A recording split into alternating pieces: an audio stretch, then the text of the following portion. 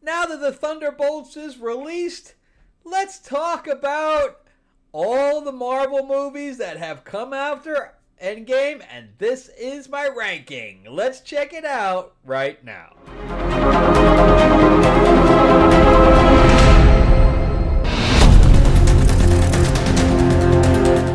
Welcome back to the channel, everyone. Thank you so much for spending time with me as we rant about movies, comic books, and television shows, as well as the occasional board game. I am your host, Frank Zank. I'm an award-winning screenwriter, novelist, and comic book writer, as well as a filmmaker. We're going to jump into 14 Marvel movies that have been made, not TV shows, but purely the movies, made after Endgame, and we're going to rank them. So before we jump into it, remember to give me a like, give me a thumbs up if you can. If you can't subscribe, please do. Ring that bell, ding, ding, and share this out there as well. Also, remember, too, that I am a writer as well. If you'd like to check anything that I've written, you can go to Amazon.com and just type my name in. And or it is a description below has the link in it as well. But, yeah, I have my 4-novel series, a quadrilogy, Destiny Aurora, that was also turned into a board game, a graphic novel, and an RPG. It's also on Audible. All my books are on Kindle as well. I have my fantasy novel, Tales of Ravenor the Iron Witch, my Holocaust biography, Escape from Berlin. I have a ghost story up there in the vein of Sixth Sense called The Awakening. Working on a new novel right now. And on top of that, I'm going to be releasing a new comic called Fairy Tales of Terror. Going to be coming to Kickstarter shortly. So lots of fun. All right, so before we jump into this too, I always want to say that the first movie that I have that I'm going to put up here is unranked. Okay, so number 14 is literally an unranked because of the fact that I did not see it.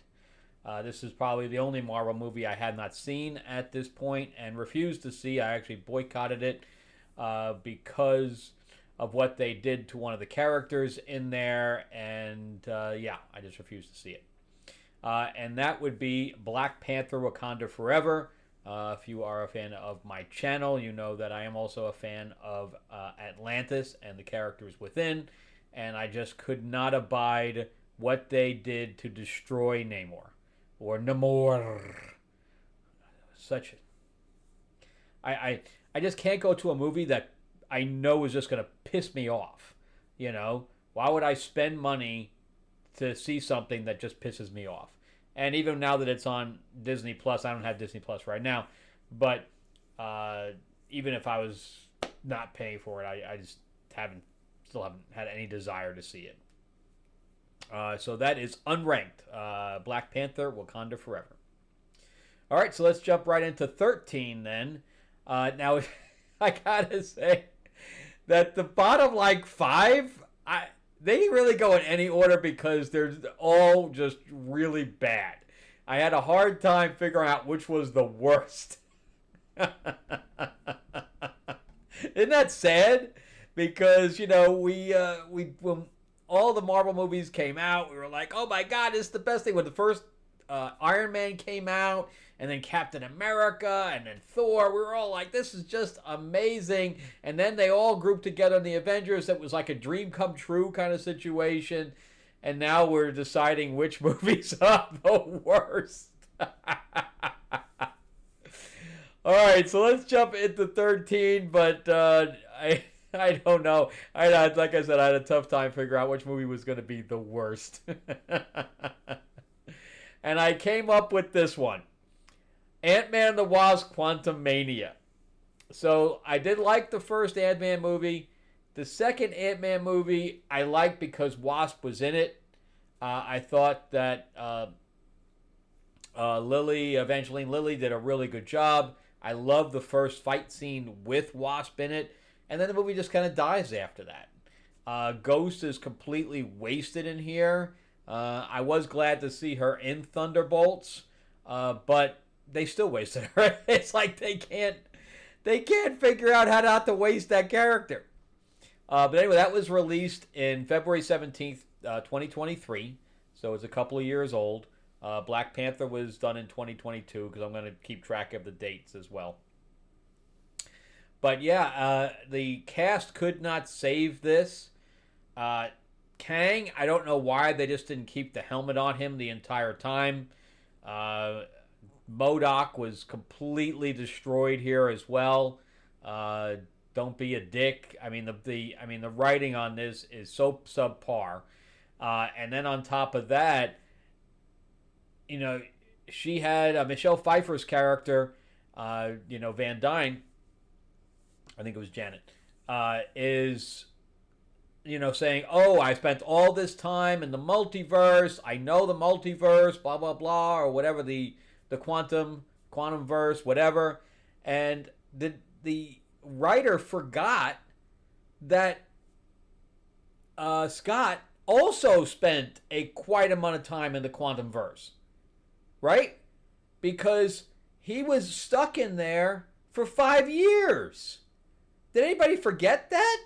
Because he was the only reason that he got out, because he was stuck in there when the blip happened, right? When the snap happened, and only the rat got him out, right? So he was in there for years, and everybody just forgot. What? But meanwhile, Michelle Pfeiffer's character is the only one that's been in there for a long period of time. Bullshit. None of it made any sense. The movie was just god awful all the way through, from beginning to end. It was just bad. So that's why it's I couldn't find any redeeming qualities.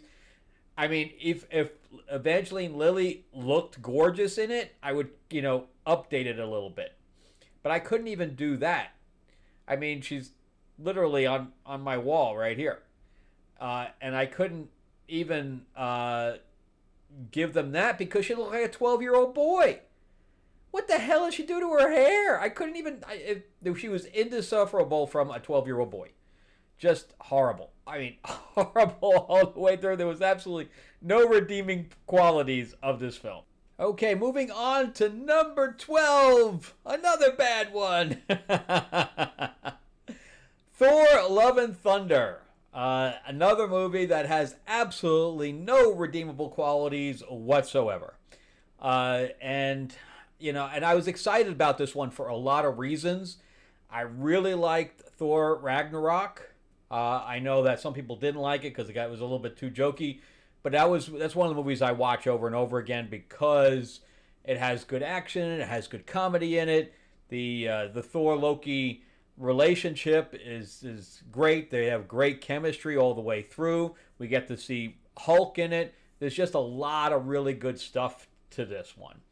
We also have Hela, who's also up there, and I was like, okay. And I'm not a huge fan of Jason Aaron, who is a comic writer, but he wrote the Thor series with Jane Foster being Thor, and that was a great series. It really was.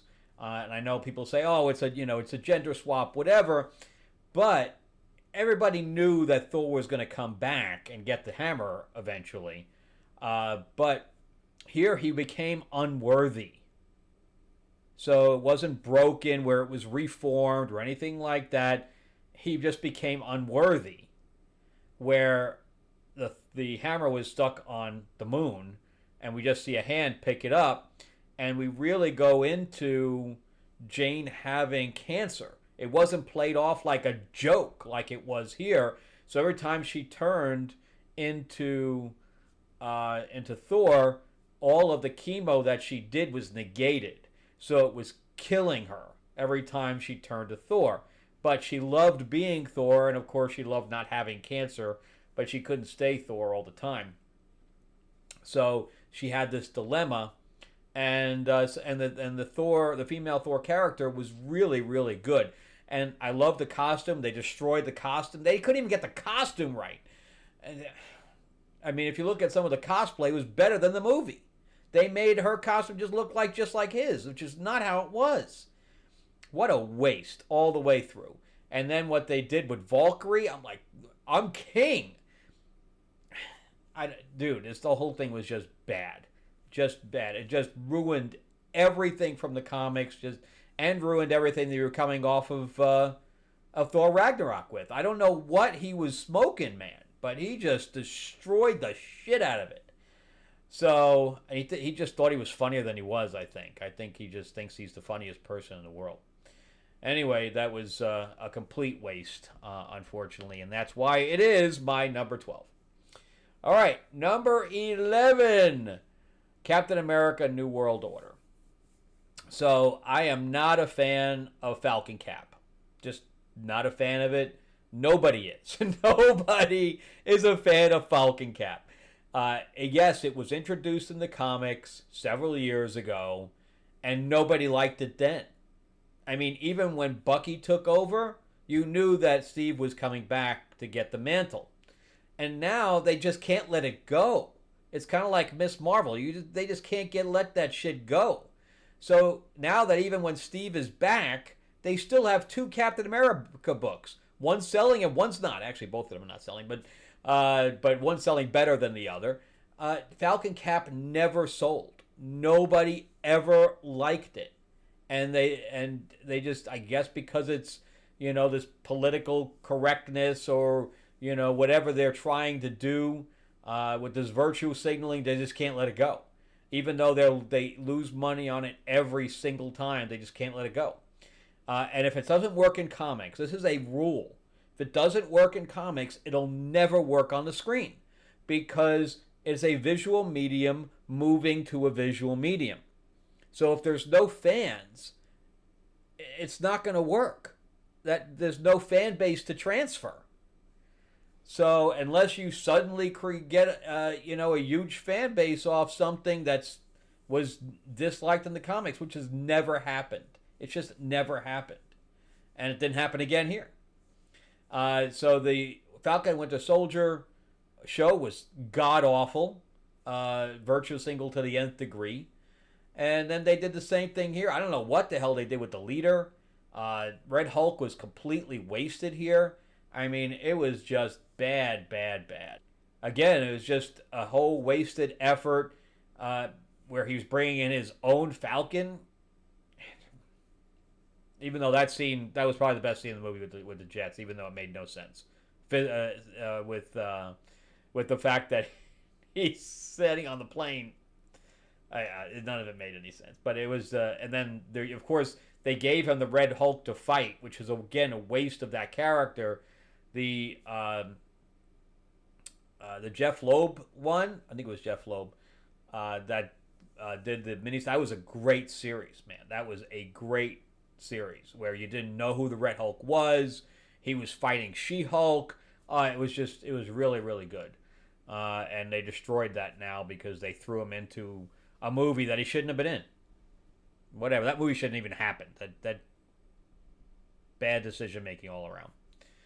And I don't know. I think it lost. Did it lose 50 to 100 million? I forgot what it lost, but that's because they don't know what the budget was. Because they're lying about the budget. That's why nobody knows how much money it lost. So anyway, let's move on to number 10. The Marvels. Okay, so I'm one of those people that did not dislike Captain Marvel. I actually liked Captain Marvel. I am probably one of the dozen people that like Captain Marvel. And I'm like, okay, and I really like Photon. I actually really like Photon. I think she's great. She used to be Captain Marvel too, which is why again it's the Marvels. But back in the 70s, late 70s, she was Captain Marvel. She was all in white.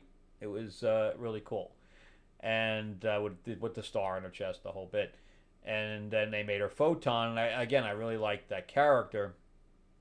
But having Miss Marvel in there, well, first of all, the whole idea of the switching made absolutely zero sense. Just zero damn sense.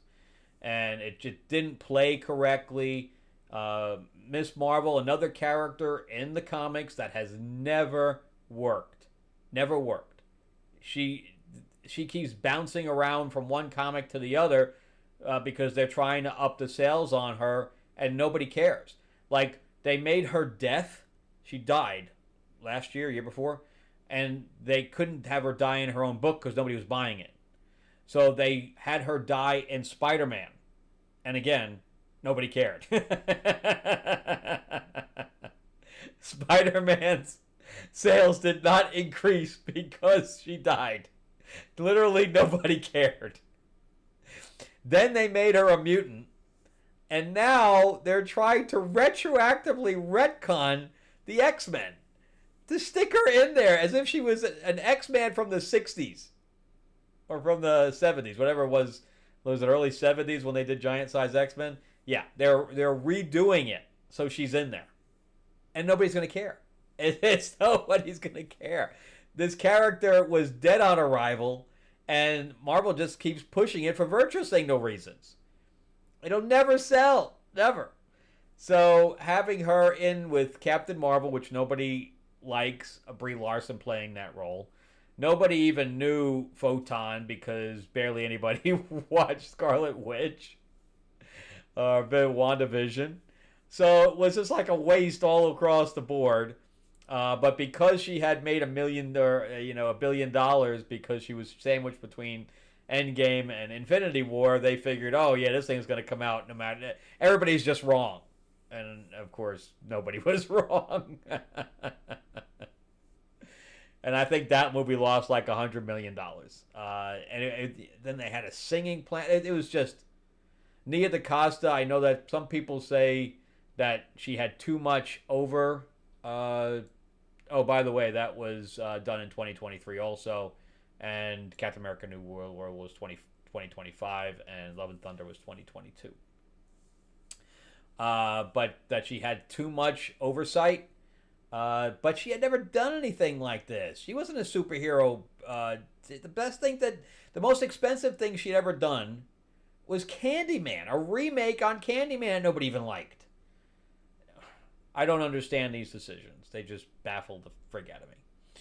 All right, so unfortunately, and you can tell too, when movies have absolutely no fan base, the Marvel movies, when you know it's just dead on arrival, when Sideshow makes no merchandising on them. When Sideshow makes no merchandising on it, no merch, they don't make the figures or the statues, you know that they just don't want it because it's going to lose money. So there was no, I was looking to buy a Photon, never made. Even the other costume that she had on, the tighter one, never made. They never made any of it. And of course, they never made a Miss Marvel. There's no Miss Marvel Hot Toys figures. Doesn't exist. So that tells you something too. And I don't even know if there's a Shuri. Tells you something there too. All right, so let's go on to number 9. Shang-Chi and the Legend of the Ten Rings. That was made in September 3rd, 2021. So I do like the first half of that movie. I do like. It's a little bit annoying at times. Awkwafina is not the most, the person that doesn't annoy everybody. But so she's kind of out of place in that whole film, I believe. I love the sister. I thought they did a good job with that. I liked Wong versus Abomination in that. I liked the whole fight in the scaffolding. I liked the fight on the subway. All good stuff. Even though the lead of that, he's one of those guys who opens his mouth too much. But I liked the first half. And then the second, I also liked the fight with the mother against the father. I thought that was a really, really good fight. It had a lot of style. But then they go into this otherworldly dimensional thing with dragons and all this other stuff, and I'm like, this is Raya the Last Dragon. I already saw this.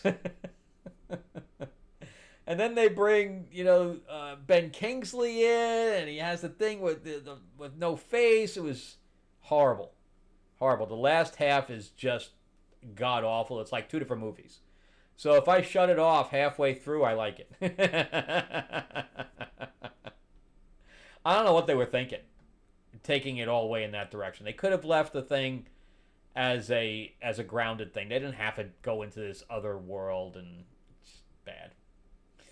All right, so let's jump into number 8. The Eternals from November 5th, 2021. And people are actually probably pretty surprised that this is only halfway down the list, where it should have been lower. But the other movies are just really bad. So I did not see this in the theaters. It was one of the ones that I, was like boycotting at the time because I believe they had made it for the wrong reasons. But I am a big fan of Angelina Jolie, and I will watch anything that she's in. And that was one of the reasons why I ended up watching it. And I have seen it several times. I do not hate this film. Do I think there's a lot of problems with it? Do I think there's a lot of characters in it? Yes, all the way across the board. Also, Gemma Chan. In fact, they made a Hot Toys of Angelina Jolie's character, but didn't make Gemma Chan. What the hell? They also introduced Black Knight in there for absolutely no friggin' reason. I don't know. I think they also did Puck. Didn't Puck come in there and stuff like that? There was a couple other things that they did. They did Star Fox. What's the Star Fox in that one too at the end? But anyway, so there was like some of the fight scenes I thought were really good in here. I don't like the fact that they gave Angelina Jolie the mental problems, but whatever. But anyway, and Icarus, I don't really like that actor much. He comes off as a dick, even some of the other stuff that he's done. But it has some moments to it. There are some moments in there I like, even though the movie is filled with holes and way too many characters. And I think that Sean Chandler actually said that it should have been a TV show where you could have introduced the characters a little bit at a time. Yeah, I mean, and then you had the little girl, she betrayed everybody, and I don't know, and I thought that what's her face died too quickly. I think she should have been able to put up a bigger fight than that, but whatever. But anyway, still halfway down the list. All right, but let's jump into number 7, Spider-Man: Far From Home. And I know that there's a lot of holes here too. Again, Sean Chandler said, why is he getting the Stark tech when he just came back? Yes, there's a lot of logical problems in here. This was from July 2nd, 2019, so this is like the one right after Endgame. And I do like him as Spider-Man. I like his jovial type of energy, Tom Holland. And Mysterio is one of my favorite Spider-Man villains. Him and Shocker, which they've never used Shocker correctly, and the Lizard. Those are my 3 Spider-Man villains that I just always loved. I always loved the fishbowl head. I don't know why I've always loved it. And they made him look like completely comic accurate. I love all the battle scenes with him, even though we know that it's not realistic. It's not real. It's just illusion. But I liked a lot, and I liked how they used the drones for the for the imagery that they were creating, kind of like with the cameras all around, like the 3D cameras. I liked a lot of that, and but I also know that it has a lot of problems, which is why it's a little bit further down. But there's a lot about that, a lot of that movie that I did like. All right. So let's jump into number 6. This is a Black Widow, July 9th, 2021. This, of course, is the exit of Scarlett Johansson from the MCU after her legal battle, which obviously kept her from even making a flashback in Thunderbolts, which is where it should have been. She should have had a cameo in Thunderbolts, but didn't. So Black Widow has a lot of problems. Oh my God, it has a lot of problems. Starting with Taskmaster, they fucked that character completely. Olga Kurylenko, why did she even take that role? I have no idea. It didn't help her in any way, shape, or form, especially after Thunderbolts. I was actually looking forward to seeing if they were going to continue her in the Thunderbolts. And boy, was I upset about that. I'm like, God, they can't give that character a break. The initial fight scene with Taskmaster and Widow was I thought really good, and some of the fight scenes in there in that movie are really good. And of course you have David Harbour in the beginning with no accent. Explain that to me.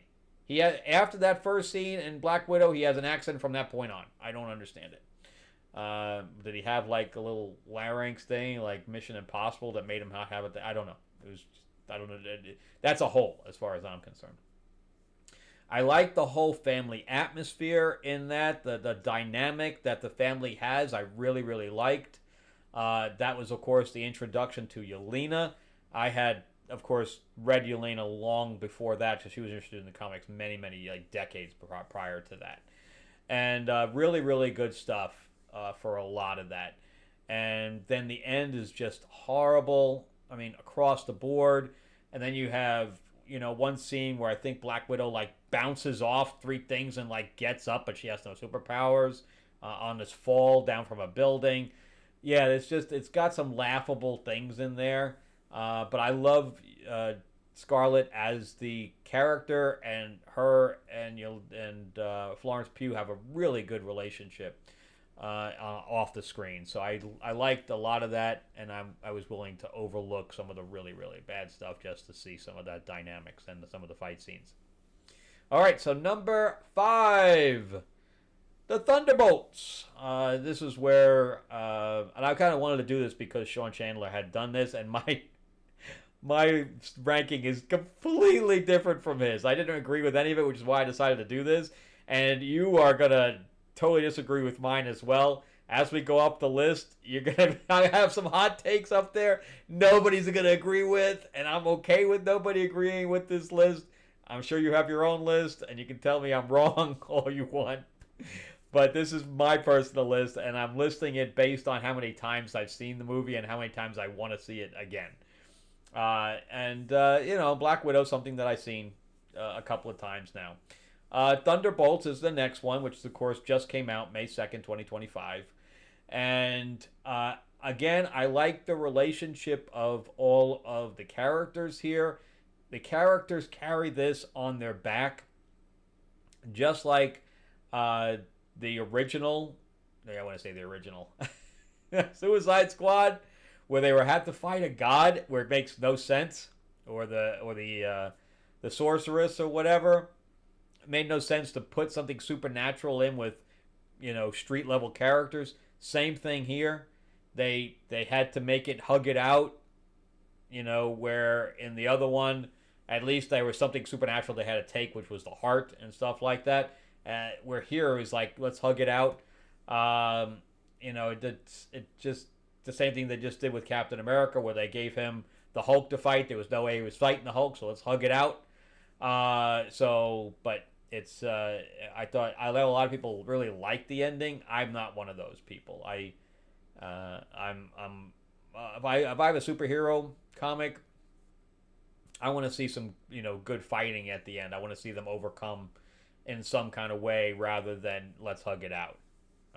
But again, I know there's some people that disagree completely, that they like the fact that it was not a fight at the end. What I did like was Doctor Strange, the original Doctor Strange, where Dormammu was just like, I give up, man. I don't want to see you anymore. That was interesting. But I don't think it really worked here, in my personal opinion. I think they should have picked a completely, if Taskmaster had been the villain here, and why wasn't Baron Zemo in this? Baron Zemo's still running around.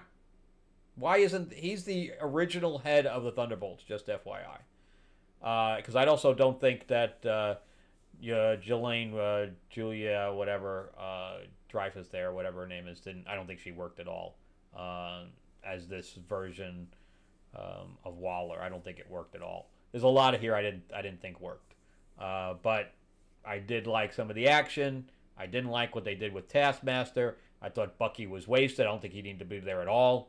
I think that there could have been a little bit of a turn. See, that's the other thing. If you had created a uh, a group that was, some of it was congealing and some of it wasn't, where you had an internal battle, where somebody wanted power inside the group, I think that would have worked a lot better. But I think there was a lot of wasted opportunity in this one. I think they hired the wrong writer too, because the writer's not that great. Okay, so number 4. Now, this is where people are going to start saying, what? Deadpool and Wolverine, number 4, July 26, 2024.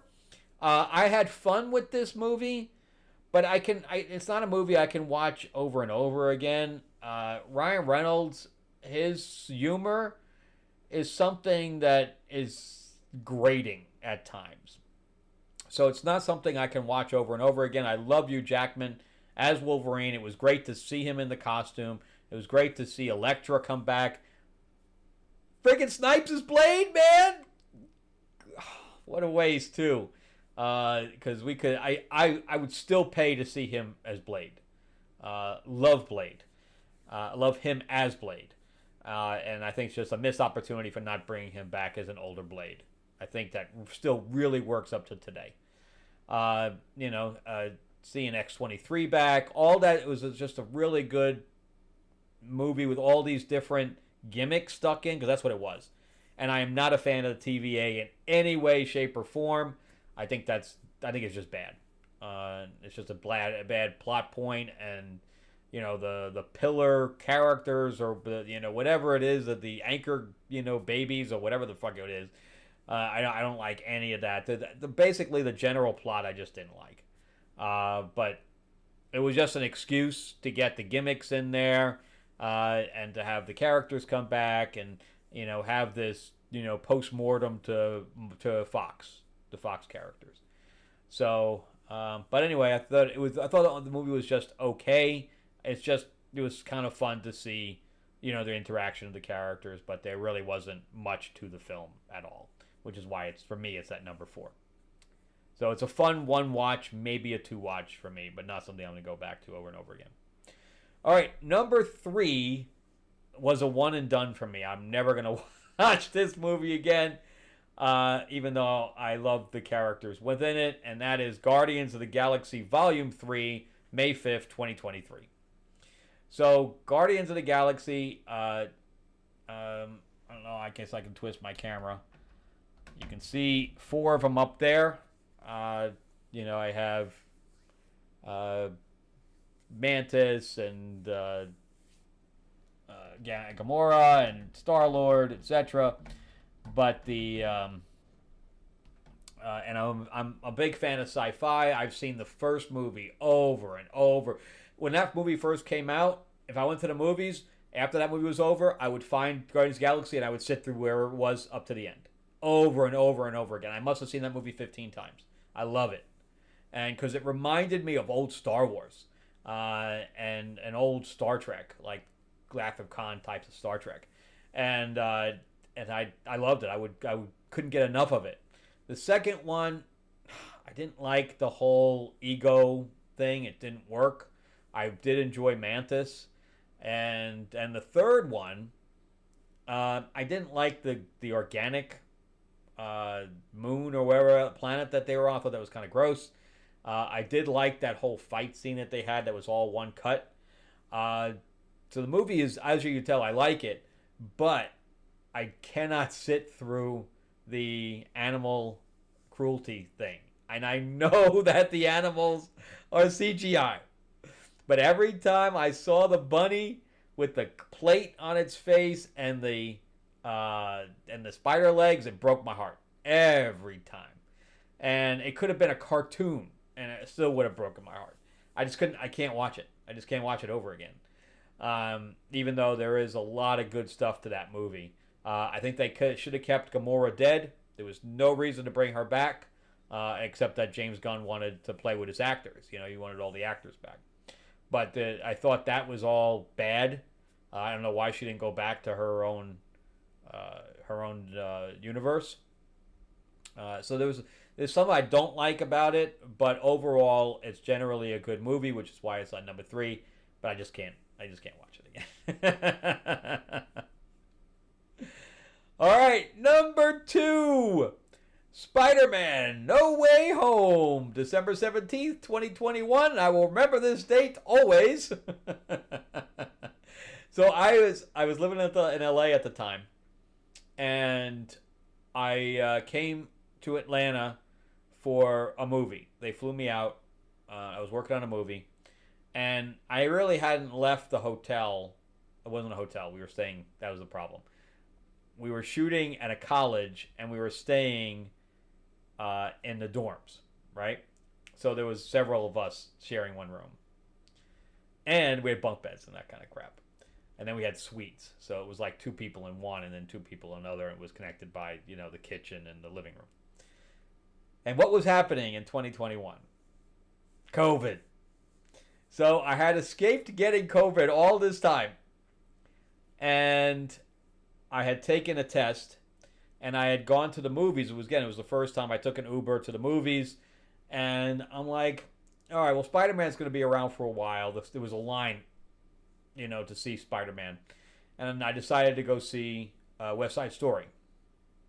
Thankfully, I did. So I was in West Side Story basically by myself. I think there was like one other person that was like rows away, and I came out of the movie. And I get the automated call. You have COVID.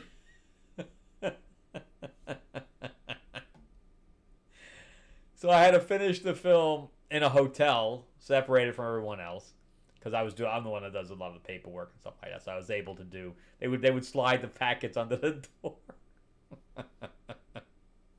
so I could finish my paperwork, and and the receipts and all that stuff.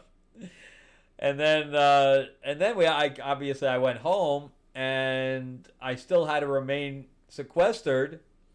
So I had spent the holidays in the sequester. Sucked.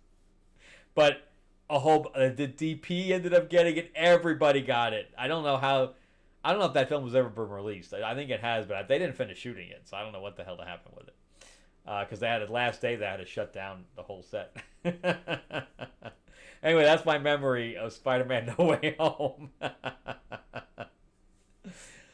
Because thankfully I did not go see it. But anyway, I did go see it after I was non-sequestered anymore, and I really liked that one a lot. Again, it has problems.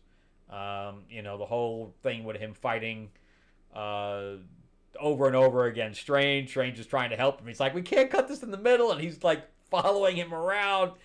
But the whole thing with him and Toby and the other guy, Garfield, I thought that was great. It was just a lot of good stuff in there. And then finally, we didn't get to see really the Green Goblin like we should, but at least it was closer than the metal head.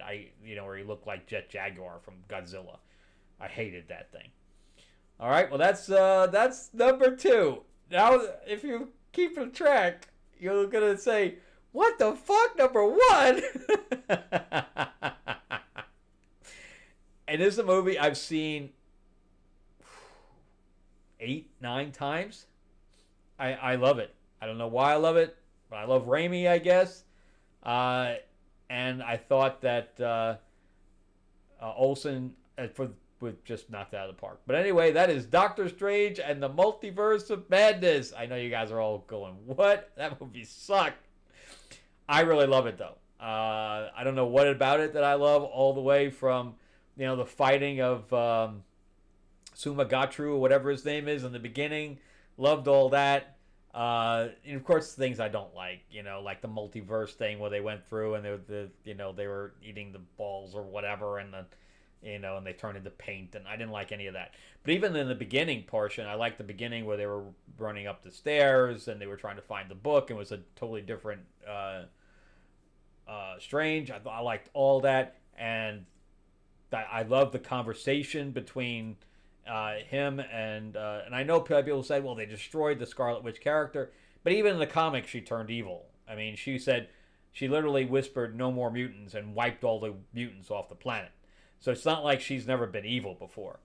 I liked all of it. I loved the conversation. I loved the battle and the thing. I liked how they went into horror. I liked the zombie version with all the arms. It was a lot of stuff I really liked on that. I know a lot of people didn't like the Illuminati. I like the Illuminati scenes, even though they all died very easily. I get it. I totally understand everybody's critique. I don't totally disagree, but obviously that's the last time we're going to see a member like the Krasinski as Mr. Fantastic, who is far better than what we're getting with Pedro Pascal. Far better. And I would have loved to have Emily Blunt as damn it, man, we could those two I would have been really behind as far as my support of Fantastic Four, where right now I'm not even going to see it. But yeah, so I'm a big fan of Olsen's, which we may not even see her ever again as Scarlet Witch, but I love her. And then here's my